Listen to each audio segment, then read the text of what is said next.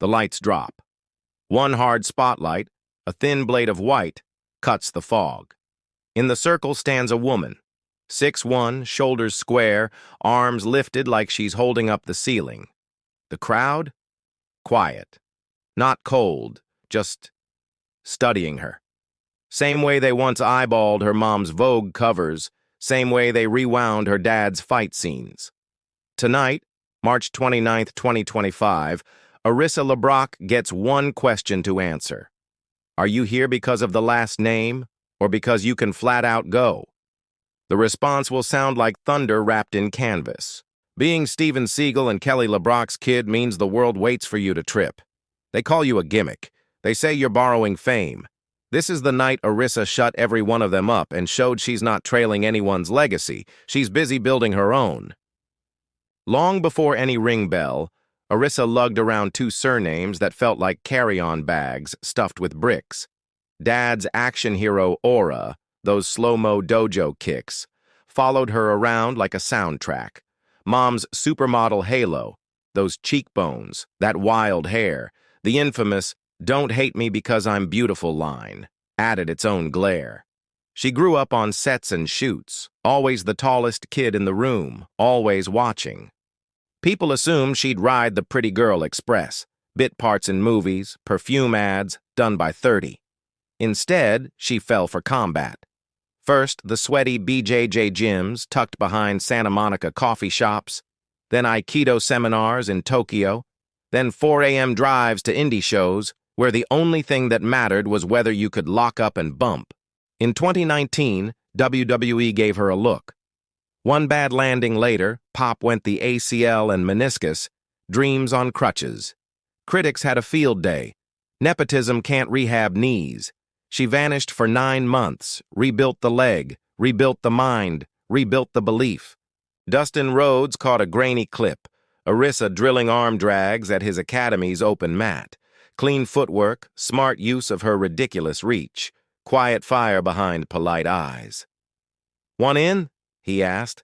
She moved to Atlanta, set alarms for 5 a.m., deadlifted twice her body weight before most people hit snooze.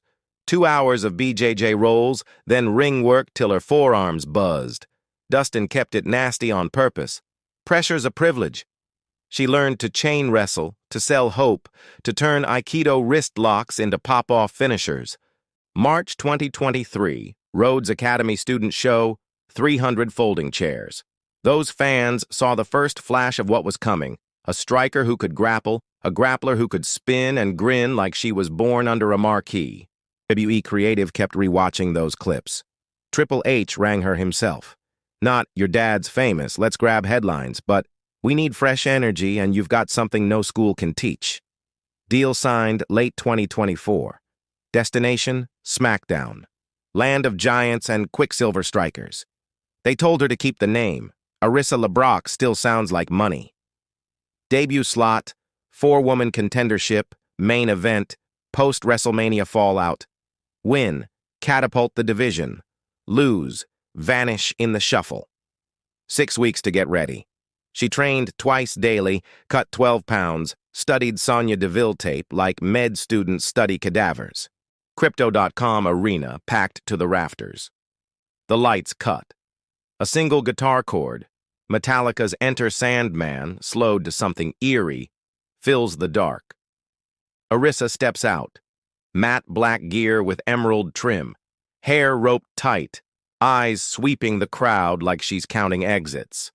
The noise is mixed, half cheers, half wait-and-see hush. No posing, no grin. She rolls under the rope, pops up, center ring, heartbeat drumming against her ribs. Opponents: Nia Jax, fresh from a movie set and 270 pounds of momentum; Zoe Stark, half NXT leftover, half kickboxing buzzsaw; Candice LeRae, crafty with a bad knee and worse intentions. Samantha Irvins barely finished the intros before Nia flattens Candice in the corner. Chaos, super kicks, Samoan drops, near falls that rattle the barricade.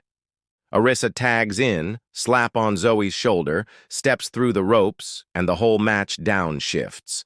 First exchange. Nia charges like a runaway truck. Arissa sidesteps, snatches the wrist, pivots. Aikido Kotagaishi into a judo trip. Nia hits the mat hard. You can almost hear the arena gasp in stereo. Commentary. She just folded Nia like a lawn chair. Float over suplex, 2 count. Second act. Zoe and Candace gang up. Arissa staggers, sells it big, then counters with a spinning back fist that cracks like a 22. Duck, leg grab, knee bar attempt. Zoe wriggles to the ropes but limps away, checking her leg. Third act. Nia's back, plants Arissa with a clothesline that spins her 270 degrees. Skeptic smirk. Told you she's too green. Nia hoists for the annihilator. Arissa slips out back, hooks both arms. Double chicken wing into a sit-out powerbomb. The place loses its mind. Bridge, Candace dives with a moonsault, wipes everyone out. Climactic run. Candace up top, Zoe on the opposite buckle, Nia rising. Arissa kips up, something Dad never managed in Under Siege, runs, leaps, Spanish fly onto the pile. Back on her feet, hair loose now, eyes wild. Firemen's carry on Nia. Spin into the legacy lock, modified Death Valley driver. Nia's shoulders bounce. 1, 2, 3. The bell.